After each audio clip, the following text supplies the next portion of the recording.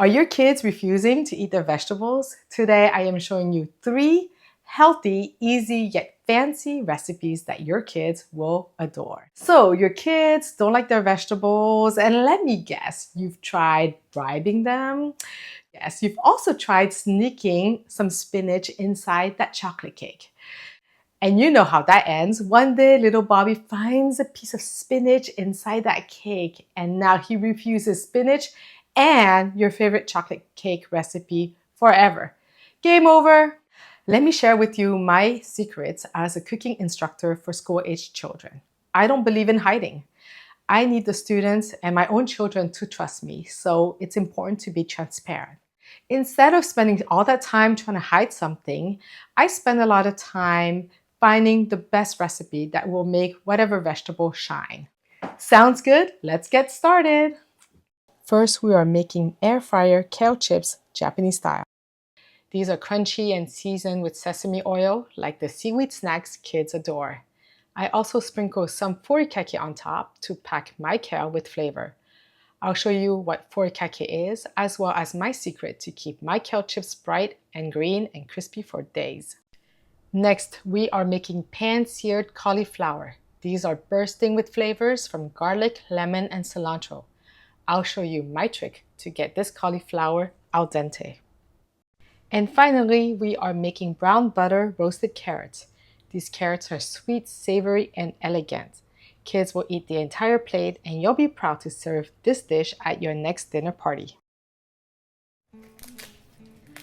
Tear the kale leaves away from the stems. I like to keep the pieces as large as possible, as kale shrinks as it cooks.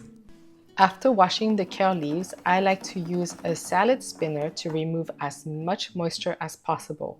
Moisture equals soggy chips. Add 1 tablespoon of olive oil, as well as 1 teaspoon of sesame oil. Be careful, this is very strong.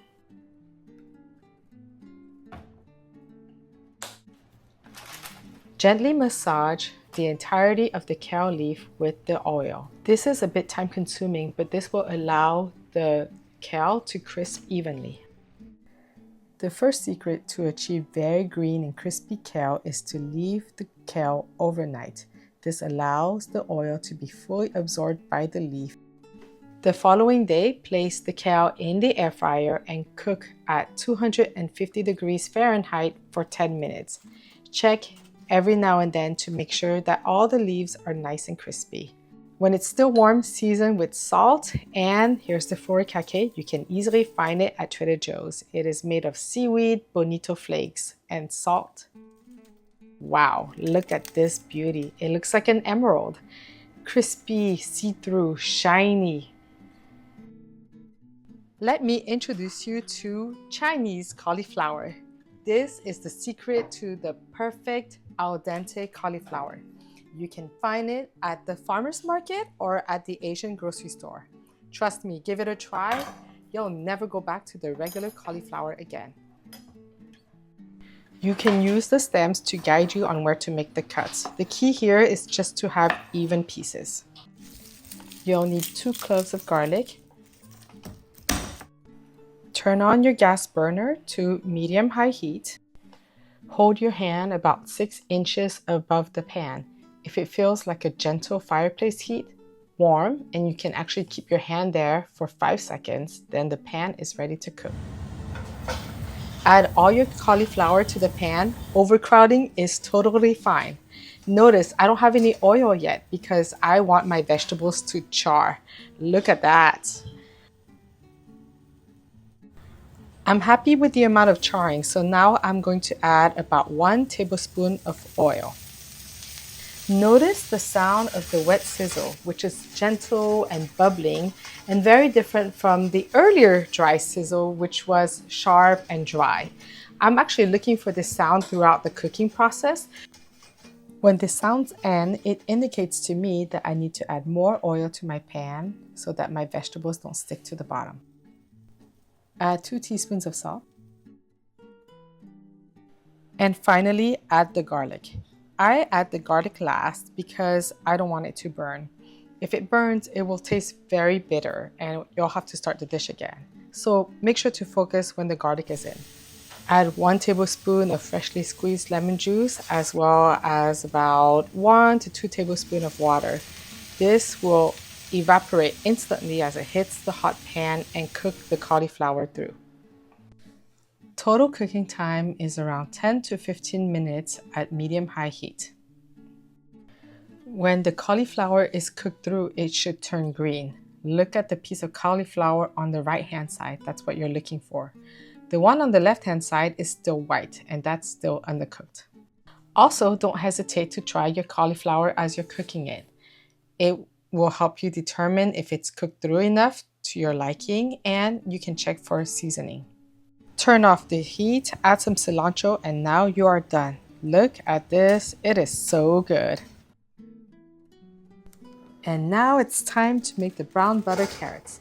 In a hot pan, add the carrots.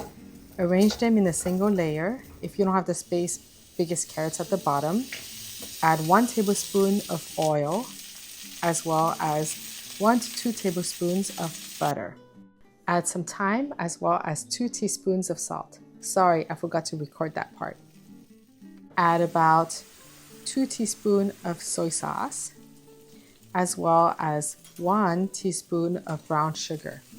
Now that we've added the brown sugar in, we need to really pay attention because the sugar can burn. Add a 1/4 cup of water. The water will allow the carrots to be completely cooked through. You will cook this for about 10 minutes. Make sure to stay by the stove because of the brown sugar. If it's looking kind of dry in there, feel free to add more water. Look at these carrots. Aren't they so beautiful? Caramelized, crunchy yet tender. I love. And there you have it. 3 healthy, easy, yet fancy veggie snacks that your picky eaters will approve. Let me give you one last parting tip. When you serve those vegetables for the very first time, make sure that your kids are actually hungry. So prior to serving them, make sure that they're on an empty stomach for an hour and a half to 2 hours. Let's be honest, even the best chocolate cake doesn't taste so good if you're stuffed, right? Bon appétit! See you later.